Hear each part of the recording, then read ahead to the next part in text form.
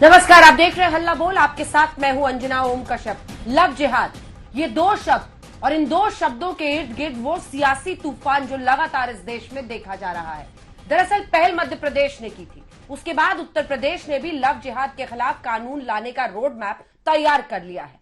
लेकिन बवाल तब शुरू हुआ जब केंद्रीय मंत्री गिरिराज सिंह ने कहा कि बिहार में भी लव जिहाद के खिलाफ ऐसा ही कानून बनना चाहिए। इस पर एआईएमआईएम के प्रमुख असदुद्दीन ओवैसी ने कह दिया कि ये कानून अगर आता है तो ये देश के संविधान के खिलाफ है। दूसरी तरफ अशोक गहलोत, राजस्थान के मुख्यमंत्री, ने साफ कहा है कि बीजेपी लव जिहाद के नाम पर देश को बांटने की साजिश रच रही है। लेकिन सवाल पूरे देश में आज यही उठ रहा है कि लव जिहाद के नाम पर आखिर ये सियासी फसाद देश कब तक झेलता रहेगा। यह रिपोर्ट फिर चर्चा की शुरुआत।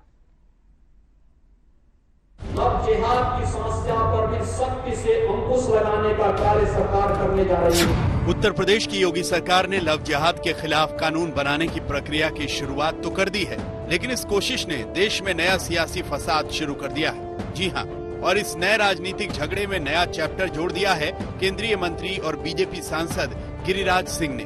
गिरिराज सिंह ने बिहार में भी लव जिहाद के खिलाफ सख्त कानून बनाने की वकालत करते हुए इस खींचतान में नई धार दे दी है। लव जिहाद असामाजिक समरसता के लिए एक तरह से कैंसर हो गया है। देश का कोई ऐसा राज्य नहीं जहां लव जिहाद का प्रकोप न हो। इसको सांप्रदायिकता का नाम न दे करके इसको सामाजिक समरसता के लिए लव जिहाद पर, जनसंख्या नियंत्रण कानून पर अब काम करने की जरूरत है। उधर गिरिराज सिंह ने लव जिहाद की तुलना कैंसर जैसी खतरनाक बीमारी से कर दी, तो इधर फायर ब्रांड नेता असदुद्दीन ओवैसी ने सीधे शब्दों में कह दिया कि कानून बनाने जैसी कोई भी कोशिश संविधान के अनुच्छेदों का साफ उल्लंघन है। इनको संविधान पढ़ना चाहिए। आप इतना ज्यादा हेट्रेड में आगे बढ़ जाते हैं, जरा संविधान पढ़ लीजिए। आर्टिकल 21 क्या है पढ़ लीजिए। स्पेशल मैरिज का खत्म कर देंगे आप, उसको खत्म कर दीजिए। फिर आप ये बातें करना, इस तरह से सिर्फ हेट्रेड पैदा करना, ये नहीं चलेगा। मध्य प्रदेश की सरकार ने लव जिहाद के खिलाफ अपने प्रस्तावित बिल में इसे Madhya Pradesh freedom of religion act 2020 का नाम दिया है, जिसमें 5 साल की सजा का प्रावधान है। साथ ही जो शादियां पहले हो चुकी हैं उन्हें रद्द करने का अधिकार भी फैमिली कोर्ट को दिया गया है। यूपी के गृह विभाग ने भी लव जिहाद के खिलाफ प्रस्तावित कानून का मसौदा तैयार कर लिया है और इसे कानून मंत्रालय को भेज दिया है। इसी तरह हरियाणा ने भी लव जिहाद के खिलाफ कानून बनाने की तैयारी कर ली है। गुजरात और कर्नाटक में भी लव जिहाद के खिलाफ कानून का प्रस्ताव तैयार किए जाने की खबर है। आरएसएस भी लव जिहाद पर सख्त पाबंदी की पैरवी में उतर आया है। जिन्होंने राज किया उन्होंने ही धार्मिक कट्टरता और जातिवाद को जन्म दिया है। जाति और मजहब में बांटना और लड़वाना और उसकी इनटॉलरेंसी को वोट बैंक की राजनीति में यह उन्हीं दलों ने और उन्हीं पदों पर बैठे हुए लोगों ने किया है जो इसकी बात कर रहे हैं। ये अपने गिरेबान को झांक कर देखेंगे, ये विष बीज उन्हीं के समय में बोए गए हैं। बीजेपी शासित राज्यों में भले ही लव जिहाद पर लगाम की दलीलों का बाजार गर्म है, लेकिन जहां दूसरे दलों की सरकारें हैं वहां इसे बेबुनियाद कहा जा रहा है। राजस्थान के मुख्यमंत्री अशोक गहलोत ने इसे देश को बांटने की बीजेपी की साजिश तक करार दिया। असम के कांग्रेसी नेता गौरव गोगोई ने यहां तक आरोप लगाया कि बीजेपी और आरएसएस भारतीय महिलाओं को समान नागरिक नहीं मानते। हालांकि अब तो महाराष्ट्र में भी बीजेपी ने इस गर्मा गर्म मुद्दे को सवालों की शक्ल में शिवसेना की तरफ उछाल दिया है। मुंबई के गोवंडी पुलिस स्टेशन क्षेत्र में से गए कुछ महीनों में 15, 17, 20 साल की 21 लड़कियां गायब हो गई। कोई न कोई उनको उठा के लेके गया। मैंने पुलिस स्टेशन के अधिकारियों से बात की, कोई गांभीर्य नहीं है। क्या यह लव जिहाद का हिस्सा है? क्या ठाकरे सरकार इसकी जांच करेगी? लव जिहाद पर बहस तेज है। सख्त कानून के खिलाफ और पक्ष में अपनी अपनी दलीलें हैं, लेकिन इससे जरूरी ये जानना है कि देश के युवा इसे लेकर क्या राय रखते हैं। कहीं निजी सोच स्वतंत्रता और संस्कारों पर सियासत न हावी हो जाए। आज तक ब्यूरो। आइए चर्चा की शुरुआत करते हैं। हमारे साथ के शर्मा, राष्ट्रीय प्रवक्ता भारतीय जनता पार्टी के चर्चा में जुड़ रहे हैं। अनुराग भदौरिया, समाजवादी पार्टी के नेता प्रवक्ता हमारे साथ जुड़ रहे हैं। प्रोफेसर संगीत रागी, पॉलिटिकल एनालिस्ट के तौर पर जुड़ेंगे। सुबुही खान, लॉयर और एक्टिविस्ट जुड़ रही हैं। सैयद आसिम वकार साहब, प्रवक्ता AIMIM के हमारे साथ जुड़ रहे हैं। और कुछ ही देर में अतीकुर रहमान हमारे साथ जुड़ेंगे। के शर्मा जी, महिलाओं का आप सम्मान नहीं कर रहे, आप देश को फिर से बांटने की साजिश के तहत ये सब कुछ कर रहे हैं।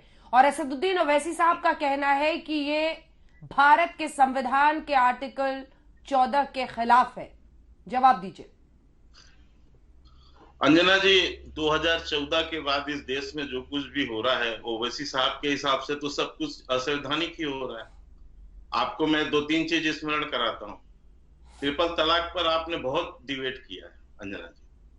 क्या कहते थे ओबीसी साहब? छाती पीट पीट कर चिल्लाते थे ये और मुस्लिम पर्सनल लॉ बोर्ड, यही तो कहते थे संविधान के विरुद्ध है। अंत में सुप्रीम कोर्ट ने निर्णय दिया और उसके आधार पर कानून भी बना और उसके कानून को चैलेंज भी किया गया और उसके बाद भी निर्णय हुए। तो संविधान, ये बैरिस्टर की पढ़ाई जरूर किए हैं, पर जब ये भारत में आकर संविधान की बात करते हैं तो ये बैड मास्टर हो जाते हैं ओवैसी साहब। और दूसरा भी बताऊं, जब CAA का कानून आया तब भी यही बात हुई। राम जन्मभूमि का जब निर्णय हुआ तब भी इन्होंने कानून विरुद्ध बताया। धारा 370 का निर्णय हुआ तब भी कानून है। मेरा केवल ये कहना है कि आप जो वो विपक्ष में है, वो सवाल पूछते हैं। मेरे सवाल का जवाब दीजिए, ठीक है? शर्मा साहब, जरा लव जिहाद पर पहले आते हैं। मुझे बताइए, लव जिहाद में ये कैसे साबित होगा? एक सिंपल सा क्वेश्चन है, आप ही बता दीजिए। क्या कोई भी दो धर्मों के बीच में शादी करेगा तो पहले सरकार को बताएगा? ये कैसे स्थापित होगा? आरोप दोनों तरफ से लग सकते हैं। ऐसे में मतलब क्या सोच है आपकी? क्या रोड मैप है इसका? लव जिहाद क्या होता है, जरा समझाइए। अंजना जी, आप एक वरिष्ठ जो है एंकर हैं और पत्रकार हैं। आपने इस समस्या, मैं समझता हूं कि जो लोग विरोध कर रहे हैं, पहले वो लव जिहाद की समस्या को पूरी तरह समझ। न किसी के किसी से प्रेम करने पर कोई आपत्ति है, न किसी के किसी से विवाह करने पर कोई आपत्ति है। आपत्ति ये है कि जब आप किसी को प्रेम में अपने प्रेम करते हैं और उसको झूठ बोलते हैं, आप उससे अपनी वास्तविकता छुपाते हैं, आप अपना धर्म छुपाते हैं, नाम छुपाते हैं, आप गलत नाम से उसको कहते हैं। और जब वो प्रेम जो है विवाह के रूप में परिणित होने जा रहा होता है, तब आप उसको प्रताड़ित करते हैं इस बात के लिए, या दबाव बनाते हैं कि आप अपना धर्म बदलिए। धर्म बदल के आप पहले मुस्लिम होइए, फिर इसके बाद उस समय आप उससे अपनी वास्तविकता खोलते हैं और उसके बाद आप कहते हैं कि नहीं, आप जो है अब आपको धर्म बदलना होगा, तब आपकी शादी हम करेंगे। या विवाह करने के बाद ऐसे बहुत से केस आए जब दबाव बना के उसको ये कहा गया कि जो है आप जो है अपना धर्म बदलिए। तो ये जो समस्या है धर्मांतरण की, इसकी मूल समस्या पर जाइए। इसकी ये नहीं है कि आपकी किसी के प्रेम पर आपत्ति है, आप खूब प्रेम कीजिए ना। बहुत से उदाहरण है देश के अंदर, बहुत आप अंतर जाति क्या, आप अंतर धार्मिक विवाह कीजिए, किसी को कोई आपत्ति नहीं। लेकिन किसी के साथ चिट करना, किसी के साथ आप झूठ बोलना, किसी को जबरदस्ती जाल में फंसाकर उसका धर्मांतरण करना, उसके ये अपराध है। और इस अपराध में कहीं कोई संविधान मुझे बताए, धारा 14, धारा 21, जो ओवैसी साहब बहुत बड़ा ज्ञानी बन रहे हैं, जो संविधान का ज्ञान देते हैं, वो बताएं कि किस संविधान में लिखा है कि आप जो है उसकी विवाह के पहले उसका धर्मांतरण। जवाब दीजिए आसिम वकार साहब, बताइए। ठीक है, जवाब दीजिए। देखिए, जबरदस्ती आप कुछ भी कर लीजिए, आप सत्ता में हैं, आपके पास ताकत है, लेकिन सच्चाई यह है कि ईमानदारी से आप भी जानते हैं कि आप जो भी कर रहे हैं सब गलत। लव जिहाद नाम की कोई भी चीज देश में नहीं है। लव जिहाद का जो अल्फाज है वो भारतीय जनता पार्टी से जुड़े हुए लोगों की और बीजेपी और आरएसएस के जहन रखने वाले जो मानसिकता के लोग हैं उनकी ये देन है। लोग शादी करते हैं आपस में, बालिग होने के बाद अगर एक दूसरे से कोई प्यार मोहब्बत है, एक दूसरे को पसंद करते हैं, चाहते हैं, तो अब भारत सरकार और उत्तर प्रदेश सरकार और मध्य प्रदेश सरकार ये चाहती है कि लोगों की जो निजी जिंदगी है, शादी है, उनके बच्चे हैं, उस पर भी ये कंट्रोल चाहते हैं। ये आदमी के अंदर घर में घुसकर लोगों की जाती जिंदगी में दखलंदाजी करके उनकी जिंदगियों में लगाम डालने की कोशिश कर रहे हैं। मैं समझता हूं कि एक सरकार को, वकार साहब, सरकार को, वकार साहब, क्या एक भी केस आपकी नजर में, एक सेकंड, एक सवाल है आपसे, क्या आपकी नजर में एक भी ऐसा मामला नहीं आया है जब धर्म के नाम पर किसी के साथ धोखाधड़ी की गई हो, शादी के बाद जबरन धर्मांतरण कराया गया हो? मतलब ये तो फिर आंखों पर पट्टी वाली बात हो जाएगी अगर आप कहेंगे कि आज तक ऐसा कोई मामला हुआ ही नहीं, और अगर ये अपराध होता है धर्म के नाम पर तो फिर इस पर नियंत्रण क्यों नहीं? इस पर आइए ना। क्या आपको लग रहा है कि इसके जरिए आप कह रहे हैं कि सभी की शादियों में सरकार की नजर रहेगी, लेकिन सवाल तो ये उठता है ना कि इसके नाम, इसकी आड़ में जो धोखाधड़ी होती है उसका जवाबदेह कौन होगा? क्राइम है। देश की 135 करोड़ की आबादी, और मैं समझता हूं कि अगर आप सर्वे कराएंगे तो 135 करोड़ की आबादी में साल में 135 मामले भी इस तरह के नहीं, कुल 135 मामले भी नहीं होंगे। तो सबसे पहले तो आप देखिए, कहने को कुछ भी कहिए और करने को कुछ भी कीजिए, लेकिन आप ईमानदार सोच के साथ काम नहीं कर रहे हैं। भारत में जो संविधान है, जो बनाया गया है, उसमें सब तरह के कानूनों को गुनाह के खिलाफ ये दलील नहीं चलती। आसिम वकार साहब, फिर एक काउंटर क्वेश्चन कर रही हूँ। आप कह रहे हैं कि कम केसेस होते हैं इसलिए नजरअंदाज कर दीजिए। कितनी हत्याएं होती हैं, तो हत्याएं कम होती हैं तो इसके लिए हत्या के खिलाफ केस ना हो, ये दलील नहीं होती है ना। मतलब लॉजिक के साथ बात कीजिए ना। मुझे ये समझाइए कि मामले होते हैं और अगर ये अपराध होता है तो इसके खिलाफ कानून। आप बताइए, अगर एक शादीशुदा जोड़ी है, अगर दोनों में कोई दिक्कत नहीं है तो क्या सरकार जबरदस्ती किसी पर केस करवा देगी? क्या कह रहे हैं आप? इसके गलत इस्तेमाल का अंदेशा है, क्या है? अगर दो लोग खुशी खुशी शादी में हैं, किसी को कोई दिक्कत नहीं है, तो फिर क्यों धर्मांतरण होगा, या फिर सरकार क्या करा देगी ऐसा? देखिए, जो कानून बने हुए हैं उनका भी गलत इस्तेमाल हो रहा है। इस बात को कई बार माननीय न्यायालय ने माना। जो दहेज का कानून था उसका कई बार लोगों ने बहुत गलत तरीके से इस्तेमाल किया, ये बात साबित हुई, इस पर आवाजें उठी। जो बलात्कार के जो कानून है उसका भी कई बार बहुत गलत इस्तेमाल हुआ, सही भी होता है, गलत भी हुआ। अब हमारे देश में लिव इन रिलेशनशिप का मामला है कि कई बार ऐसा भी हुआ कि 4-4, 5-5 साल तक लिव इन रिलेशनशिप में रहे और उसके बाद में 3 साल 4 साल के बाद जो लड़की है, महिला है, वो जाकर लव जिहाद पे बात कीजिए ना सर, लव जिहाद पे बात कीजिए, टाइम कम रहता है, कई मेहमान है। लव जिहाद पे बात कीजिए, सरकार क्या कर जाके रिपोर्ट लिखाई कि साहब 4 साल से बलात्कार हो रहा था मेरा, तो 4 साल तक लगातार बलात्कार की रिपोर्ट दिखाई जा रही है। कानून ऐसा थोड़ी ना है कि आप कानून बना रहे हैं तो उसका गलत इस्तेमाल नहीं होगा, बिल्कुल होता है गलत इस्तेमाल। ये तो आप क्यों बना रहे हैं? लोग हैं, इसके लिए कानून नहीं बदल दिया जाता है ना, ये लॉजिक तो ठहरता नहीं है। कानून का गलत इस्तेमाल होता है, इसके लिए थोड़ी ना बलात्कार या फिर हत्या का कानून ही बदल दिया जाएगा। अनुराग भदौरिया साहब, सर सवाल ये है कि क्या इसके नाम पर, धर्म के नाम पर बांटने की साजिश है ये? क्या ये हिंदू मुस्लिम का ही एजेंडा आगे ले जाने की कोशिश है? दोबारा से एक बार पूछ लीजिए। नहीं, मैं तो ये कह रही हूँ कि आपको लॉजिक के साथ इसको सवाल पूछना होगा ना भदौरिया साहब। हाँ, क्या हिंदू मुस्लिम का एजेंडा है और उसका हिस्सा है लव जिहाद? सवाल सीधा है। देखिए भारतीय जनता पार्टी से भी मैं सीधा सवाल आपके माध्यम से पूछना चाहता हूं। जब उनके पास जवाब नहीं होता तो कह देंगे अंजना जी आप वरिष्ठ पत्रकार हैं, ये वो, जब आपने उनसे जवाब पूछा। मैं उनसे पूछना चाहता हूं कि आपके पास आईपीसी 366 है, जिसमें अगर किसी के साथ कोई बच्ची के साथ अन्याय करेगा तो उसमें आप तो 7 साल का प्रावधान कर रहे हैं, वहां पे आजीवन कारावास का ही प्रावधान है। आपके पास 153A भी है, जहां पे धर्म के नाम पे अगर इस तरह का कोई धोखाधड़ी करेगा तो भी आपको 7 से 8 साल की सजा है, आजीवन कारावास भी है। आपके पास आईपीसी 193 भी है, जिसमें अगर कोई झूठ बोलता है और झूठ बोल के आपके साथ अन्याय करता है तो उसको आप जेल में डाल सकते हो, उसमें भी 7 से 8 साल की सजा है। इसके मतलब आपके पास में जो ऑलरेडी तीर है आपके तर्कस में 366, 193, आईपीसी 153, आप उनके बारे में बात क्यों नहीं करना चाहते? इसके मतलब आप माहौल बनाने की बात करते हो, आप बच्ची को न्याय दिलाने की बात नहीं करते। अगर आप बच्ची को न्याय दिलाने की बात करते तो मैं पूछना चाहता हूं, भारतीय जनता पार्टी के प्रवक्ता यहाँ बैठे हैं, क्या वो बच्ची जहां हाथरस में बच्ची के साथ अन्याय है तो भारतीय जनता पार्टी के नेता गए थे उसके लिए? क्या खड़े हुए? क्या कोई फोटो है तो अंजना जी दिखा दीजिएगा। अगर बुलंदशहर बच्ची को जिंदा जला दिया गया, भारतीय जनता पार्टी का नेता कोई गया तो बता दीजिए, उसकी फोटो दिखा दीजिए मुझे। हम कहते हैं लखनऊ बच्ची के साथ अन्याय हुआ तो भारतीय जनता पार्टी का कोई नेता गया। इसके मतलब जब बच्ची के साथ अन्याय होता है तब तो ये नहीं जाते हैं। अगर हम रोड पे संघर्ष करते हैं, बच्ची को न्याय दिलाने के लिए लाठियां खाते हैं, तब ये उसका माहौल उड़ाते हैं। तो मैं इनसे पूछना चाहता हूं, किन बच्ची को न्याय दिलाना चाहते हैं आप? समाज के अंदर बच्ची को न्याय दिलाने की बात करना चाहते हैं या समाज के अंदर में माहौल बनाना चाहते हैं? अरे हिंदुस्तान की बात कीजिए, हिंदुस्तान में हिंदू, मुस्लिम, सिख, ईसाई यहाँ पे क्रिश्चियन, बौद्ध सब मिलके, अगड़ा पिछड़ा, सभी जाति धर्म के लोग एक साथ मिलके रहते हैं, प्यार मोहब्बत से रहते हैं। अगर कोई व्यक्ति किसी बच्ची के साथ झूठ बोल के दोबारा से कहता हूं, किसी जाति धर्म का हो, अगर उसके साथ अन्याय करता है तो उसको कानूनन कड़ी से कड़ी सजा मिलनी चाहिए। और पूरा हिंदुस्तान ये बात कह रहा है कि उस व्यक्ति को सजा मिलनी चाहिए, चाहे सजाए मौत दे दो आप, कोई आपका विरोध नहीं करेगा। अगर किसी बच्ची के साथ किसी ने अन्याय किया, उसके धोखे के साथ, कौन कहता है कि नहीं उसके साथ अन्याय होना चाहिए? कोई नहीं है। लेकिन भारतीय जनता पार्टी इस बात को मानने को तैयार क्यों नहीं है? क्यों मार्केटिंग करने में लगी है? क्यों यहाँ हिंदू मुसलमान सिख ईसाई जाति धर्म की बात करने में क्यों लगी है? क्या मैं इनसे पूछना चाहता हूँ, लव जिहाद शब्द जो आपने इजाद किया है, अंजना जी मैं जवाब देना चाहता हूँ।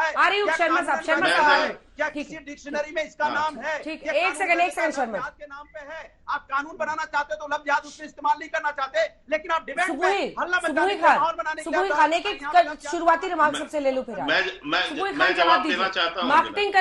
मार्केटिंग करने की पहल दिखती है, क्योंकि आप कानून की भी जानकार हैं। मुझे बताइए कि मौजूदा जो कानून है क्या उसमें प्रावधान नहीं है?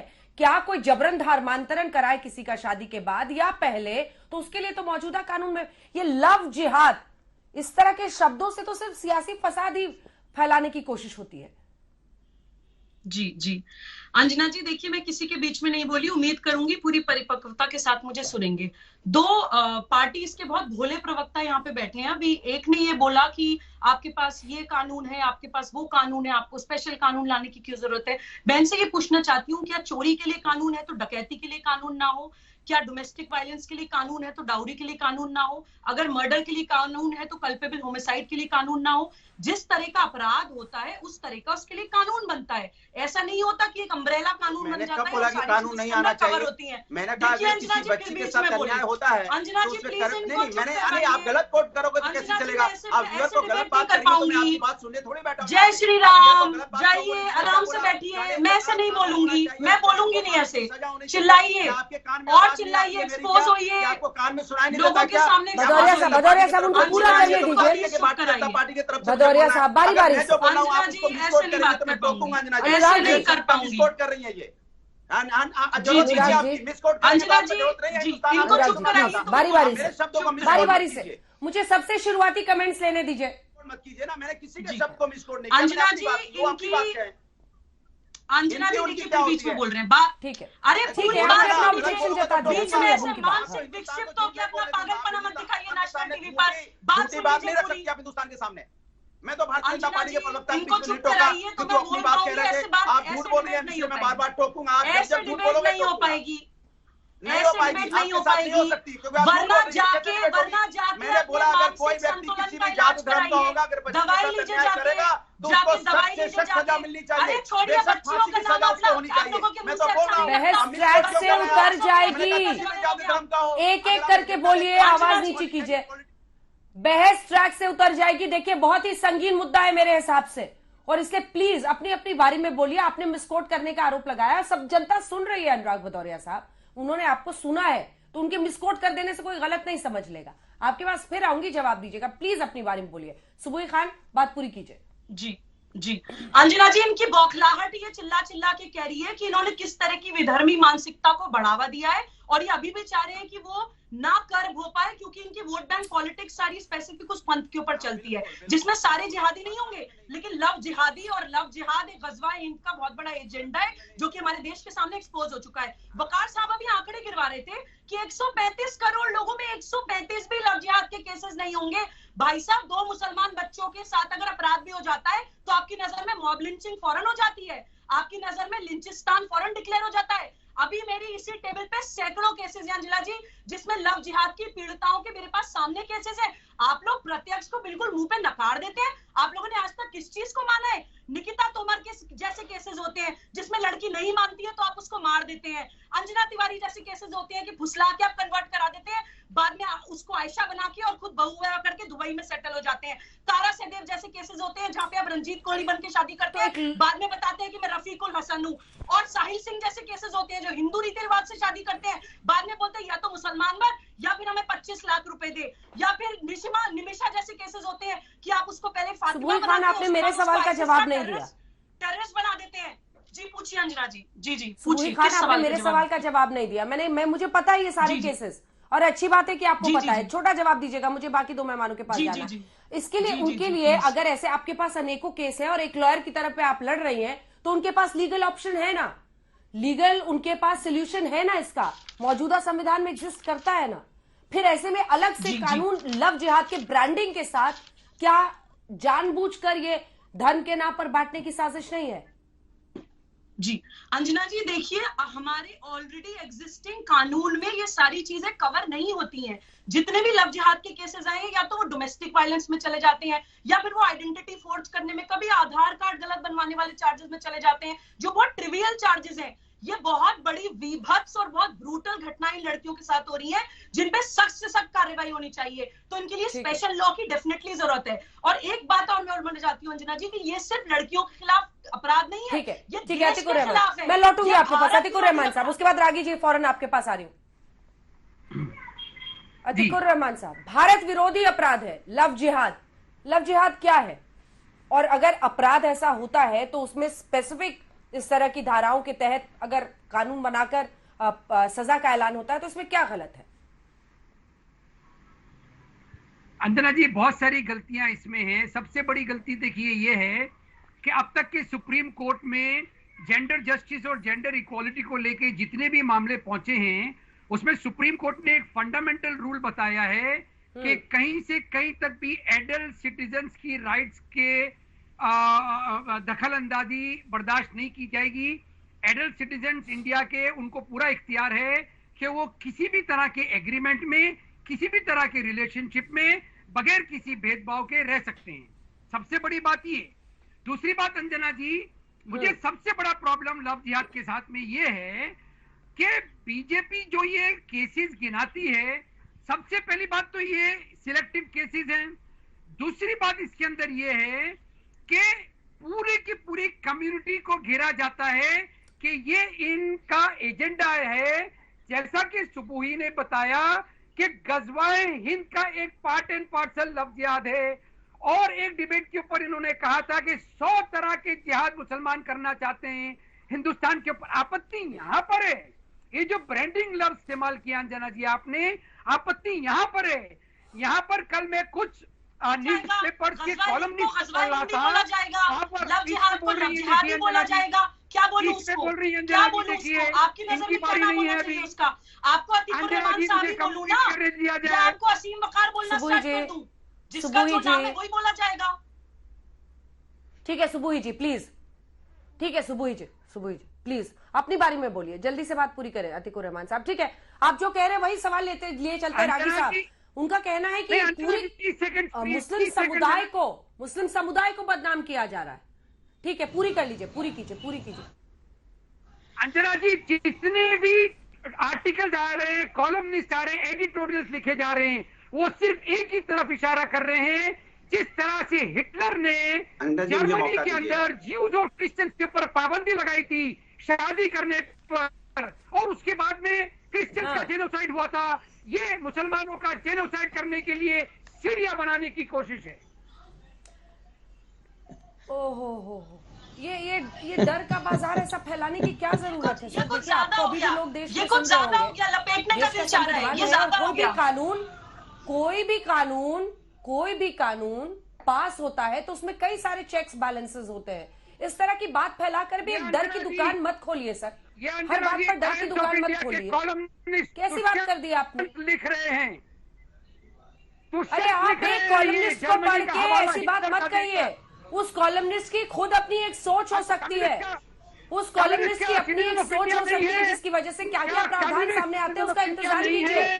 डर मत फैलाइए, सवाल जरूर पूछिए लेकिन डर मत फैलाइए। हिटलर और मुसोलिनी को लाकर डर मत फैलाइए प्लीज। बिल्कुल है और वो कोई नहीं छीन सकता है। संगीत सवाल यही है कि लव जिहाद माना नहीं जाएगा। जवाब दीजिए। देखिए अंजना जी, जिहाद इस्लाम का एक राजनैतिक धार्मिक अभियान और औजार है। यह औजार और अभियान गैर इस्लामिक समाज के और लोगों के खिलाफ है। यह अभियान गैर इस्लामिक समाज को इस्लामिक समाज में परिवर्तित करने का अभियान है, क्योंकि इस्लाम दुनिया को दारुल हरब और दारुल इस्लाम में बांट करके कौन सा चलती है। डेटा है जो ये एक सेकंड देखिए, आप एक पूरे धर्म पर इतना बड़ा आरोप लगा रहे हैं। नहीं, आप पहले मेरे सवाल का जवाब दीजिए। जब आप ऐसे स्वीपिंग स्टेटमेंट देंगे तो आपको डेटा से उसको बैक करना होगा। मुझे बताइए, आपके पास कौन सी स्टडी, डेटा एनालिसिस है जिसके बिना पर आप कह रहे हैं कि ये राजनीतिक हथियार है इस्लाम धर्म का? बताइए। अब जरा सुन लीजिए, आपने प्रश्न किया है तो ये इस्लाम की मान्यता है। आप बहावी इस्लाम पढ़िएगा, देवबंद इस्लाम पढ़िएगा, तब आपको ये पता लगेगा। मौदूदी को जमाते इस्लामी पाकिस्तान और देवबंद के आप डॉक्यूमेंट पढ़िएगा, तब ये आपको मालूम होगा कि ये चीज क्या मैं बोल रहा हूं। ये पूरी दुनिया में कोई भी टेक्स्ट आप रिसर्च पढ़ेंगे, ये आपको बता देगा कि इस्लाम पूरी मानवता को दारुल हरब और दारुल इस्लाम में बांटता है, और ये कहता है कि जो दारुल हरब है, यानी जहां इस्लाम का शासन नहीं है, उसको इस्लाम के शासित राज्य में परिवर्तित करना उसके अभियान का हिस्सा है। ये विश्व इस्लामिक स्टेट बनाने के अभियान का हिस्सा है। के खिलाफ कानून लाने की तैयारी मध्य प्रदेश, उत्तर प्रदेश और आवाज बिहार में भी उठी है, लेकिन इस बीच दोनों तरफ से आरोप। विपक्ष का आरोप कि संविधान के खिलाफ है, दूसरी तरफ धर्म के नाम पर बांटने की साजिश रच रही है सरकार, और दूसरी तरफ सरकार का कहना है कि अगर यह अपराध हो रहा है तो फिर इस पर नियंत्रण आखिर क्यों नहीं। संगीत रागी जी, जल्दी से अपनी बात जो आप ब्रेक के पहले कह रहे थे संक्षिप्त में बताइए। जो अतीकुर रहमान के सवाल का जवाब था, सवाल यह है कि क्या जानबूझकर एक समुदाय को पूरा टारगेट करने के लिए ये हो रहा है? इस पर जो आपका जवाब था जल्दी से उसे दोहराए जिस पर मैं आगे जवाब ले सकूं। देखिए अंजना जी, ये जिहाद इस्लामिक अभियान का हिस्सा है, जो गैर इस्लामिक समाज को इस्लामिक समाज में कन्वर्ट करना उनके मिशन का हिस्सा है। और आप कहते हैं बांटने की बात, तो कुरान तो स्वयं बांटता है।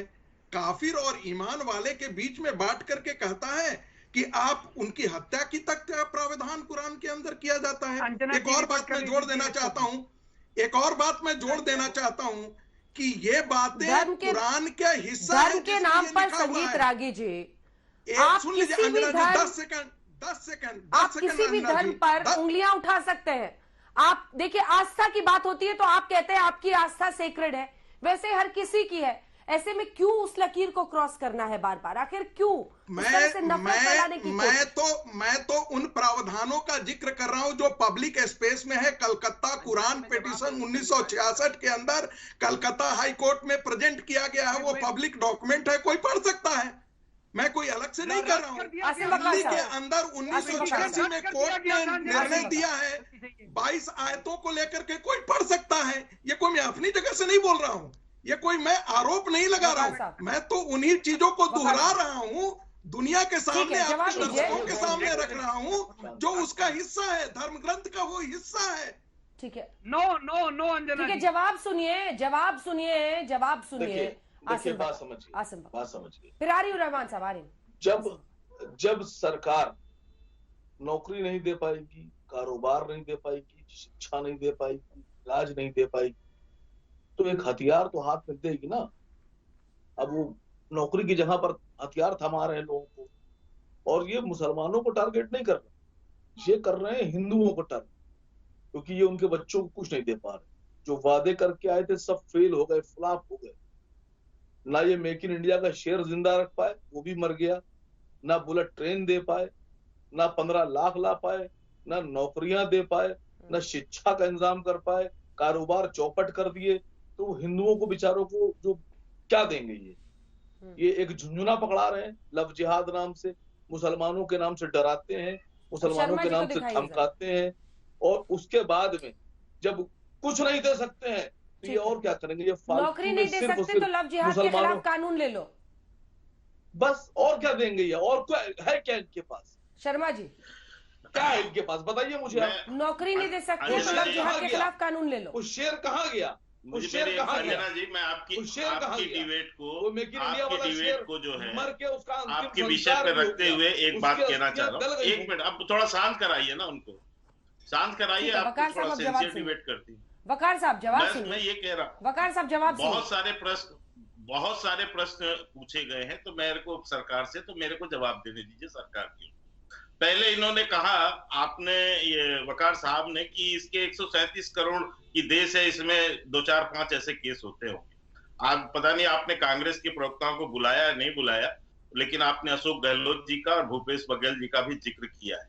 मैं ये आपको बताना चाहता हूं, ओमेन चांडी ये केरल के मुख्यमंत्री थे और इन्होंने 25 जून 2014 को केरल के विधानसभा के अंदर में एक जानकारी दी इस संदर्भ, और उन्होंने बताया कि 2006 से 2014 के बीच 2667 केस इस संदर्भ के आए हैं। तो ये 2-4 के मामले नहीं है, ये कांग्रेस के मुख्यमंत्री बोल रहे हैं 2014 तक। तो और उसके बाद अशोक गहलोत इसको जो है गलत ठहरा रहे हैं, तो इसमें कौन सही है, कांग्रेस तय कर ले और वकार साहब भी तय करें। दूसरी बात, इसमें इस समय इन्होंने कहा, एक आपका स्टिंग ऑपरेशन है अंजना जी, ये आपके चैनल का है, इंडिया टुडे का। यदि आपके पास ध्यान हो या आप चाहें तो अपने प्रोड्यूसर से उसको लिखवा के और दिखवा सकते हैं, जिसमें आपके ही चैनल के स्टिंग ऑपरेशन में स्पष्ट रूप से PFI का के जो संस्थापक है उसका स्टिंग हुआ, और उन्होंने कहा कि हम भारत को इस्लामिक स्टेट बनाना चाहते हैं, इसलिए ये हमारा अभियान है। और यहां तक उन्होंने स्वीकारा उसमें कि किस ऑफ लव कैंपेन भी हमने ही चलाया था, और ये भी कैंपेन ये हमारा ये जिहाद का हिस्सा है, ये स्वीकारा आपके ही स्टिंग ऑपरेशन है इंडिया टुडे का। तीसरी बात मैं कहना चाहता हूं, भदौरिया साहब ने बड़ी ऊंची बात की, उन्होंने कहा कि साहब यदि ऐसा कोई चीटिंग करता है तो मौत की सजा दे। भदौरिया साहब, बिल्कुल साहब, आपकी हम सुझाव स्वीकारते हैं, मौत की सजा का भी आप सुझाव दीजिए हमें। आपने बहुत से कानून और धाराएं बताई, उन धाराओं में मौत की सजा नहीं आती। एक मिनट भदौरिया साहब, फिर आप पूरा करिए। मेरा केवल अंजना जी आपके चैनल के माध्यम से एक चुनौती है, एक चुनौती भदौरिया साहब को है कि जिस दिन हम विधानसभा में ये बिल लेकर आएंगे, आप उस दिन इसका समर्थन करेंगे या नहीं करेंगे? आप मानते हैं ना कि आप कानून बनना चाहिए, आप उसका समर्थन करेंगे या नहीं करेंगे? और ये सुझाव आप देंगे उसके अंदर कि आप उसको मौत की सजा पे कन्वर्ट कीजिए, हम उसको 5 साल 7 साल जो भी सजा लाए, आप उसको मौत की सजा का समर्थन करेंगे? आपके चैनल में ये स्वीकार करें कि हाँ ये गलत है और इसको जो है इस पे कानून बनेगा, उत्तर प्रदेश सरकार लाएगी तो हम इसका समर्थन करेंगे। अंजना जी इनसे पूछिए, तो आप नहीं बोले शर्म इनसे पूछिए, आपको शर्म आ गई थी क्या? शर्म आ गई, उससे शर्म आ गई क्या? जब हिंदू बच्चों के साथ अन्याय होता है तो चुप क्यों हो जाते हो? सनातन धर्म की बच्चियों के साथ अन्याय होता है तो चुप क्यों हो जाते हो? आप इनकी चिल्ला चोट पर ये तो बौखला रहे हैं, ये भागेंगे हाथरस से लेकर बॉम्बे तक। लेकिन मैं पूछ रहा हूँ, ये मौत की सजा की बात करने वाला व्यक्ति ये बताए मुझे, राजनीतिक दल, कि क्या ये विधानसभा में समर्थन करेंगे या नहीं करेंगे? एक शब्द लाके आप हमारे हिंदुस्तान के अंदर में ये विधानसभा में समर्थन करेंगे या नहीं करेंगे? ये कहते हैं ऐसे व्यक्ति को मौत की सजा होनी चाहिए। मैं कहता हूँ आप विधानसभा में इस कानून का समर्थन करेंगे या नहीं करेंगे? इस विधेयक का समर्थन करेंगे या नहीं करेंगे? अभी बताइए। आज तक के अंदर, आज तक के अति भदौरिया साहब, आप राजनीतिक रूप से ईमानदार हैं, आपकी समाजवादी पार्टी ईमानदार है, दोगली पार्टी नहीं है, तो अभी आप इसकी घोषणा कीजिए, अभी घोषणा कीजिए। भदौरिया जी, जब हाथरस की बच्ची के साथ अन्याय हुआ, 12 की बच्ची के साथ अन्याय हुआ, भदौरिया जी, समाजवादी पार्टी का क्या स्टैंड रहेगा इस बिल में थे, बताइए जरा। ठीक है, अब जवाब दीजिए, 2 लाइन में जवाब दीजिए सर, वक्त की कमी है, मुझे सबसे कंक्लूडिंग रिमार्क लेना है प्लीज, जल्दी से 2 लाइन में क्या स्टैंड रहेगा जब उत्तर प्रदेश सरकार ये कानून लाएगी? नहीं, मुझसे पूछना चाह रही हैं, सवाल किससे है? हाँ, मैं तो बता रहा हूं कि हिंदुस्तान के अंदर कोई व्यक्ति, किसी भी जात धर्म का व्यक्ति होगा, किसी भी जात धर्म का, मैं फिर से कह रहा हूं, और किसी महिला के साथ धोखा करता है, चिट करता है, उसके साथ संबंध बनाता है, उसके साथ शादी करता है, अगर उसको धोखा दिया तो उसको कानूनन सजा मिलनी चाहिए। कौन इसमें, हर हिंदुस्तानी चाहता है, और कड़ी से कड़ी सजा मिलनी चाहिए, लेकिन भारतीय जनता पार्टी उस कानून में लग गया, फिर लड़ क्यों रहे दोनों? माहौल लग जाता, लड़ क्यों रहे? फिर इनके पास कानून फिर ये ड्रामा क्यों? फिर लड़ाई का ये ड्रामा क्यों? वैधता है, अच्छी बात है, आप लव जिहाद के कानून पर साथ देंगे। अरे लव जिहाद का कानून क्या होता है? कानून पर साथ देंगे, क्या होता है? महिला फिर लड़ाई क्यों कर रहे हैं सर? महिला की सम्मान का कानून होना चाहिए। लव जिहाद क्या होता है? लव जिहाद इन्होंने वो ला रहे हैं, लव जिहाद का कानून वो ला रहे हैं। सम्मान पे अगर कोई यहाँ चाहेगी, हिंदुस्तान की किसी महिला के चलिए, सम्मान ठीक पे है। यहाँ चाहेगी तो उसके कानूनन सजा मिलनी चाहिए। पूरा सुबोही, हिंदुस्तान इसके साथ खड़ा है। सुबोही खान। भारतीय जनता कानून का पार्टी समर्थन करेंगे चाहती, क्योंकि भारतीय जनता पार्टी के विधेयक का पास समर्थन कोई मुद्दा बिल नहीं पास है, करेंगे क्योंकि हम। समाज के असली मुद्दे से ठीक भटकाना है, चाहते सुबोही हैं। खान, समाज अतिकुर रहमान, जल्दी जल्दी कंक्लूडिंग रिमार्क लेने दीजिए। ठीक है, सुबोही खान। अंजना जी, मुझे सुबोही खान, आवाज मेरी आप तक आ पा रही है? मुझे सुन पा रही है? बिल्कुल बोलिए जल्दी। अंजना जी देखिए, मैं सिर्फ इतना बोलना चाहती हूँ, ना ही ये कानून कोई प्रेम के खिलाफ आ रहा है, ना ही ये कानून कोई स्पेशल मैरिजेस के खिलाफ आ रहा है, लेकिन विवाह का बहाना करके एक मुलम्मा चढ़ा के गज़वा हिंद का एजेंडा चलाने वालों के खिलाफ ये कानून आ रहा है। ये डेफिनेटली लव जिहाद है और जिहाद को जिहादी बोला जाएगा। जिन लोगों को बुरा लग रहा है जिहाद बोलना, वो या तो जिहाद का रियल मीनिंग बताते। जब इतने सालों तक जिहाद का नाम लेके, मोहम्मद का नाम लेके जैशे मोहम्मद चल रही थी, तब आपने कभी रियल मीनिंग जिहाद का लोगों के सामने नहीं बताया। ठीक है रहमान साहब, अतिकुर रहमान साहब। अंजना जी, चलिए, वक्त हमें इजाजत नहीं देता। आप सभी का बहुत बहुत धन्यवाद हमारे साथ चर्चा में शामिल होने के लिए।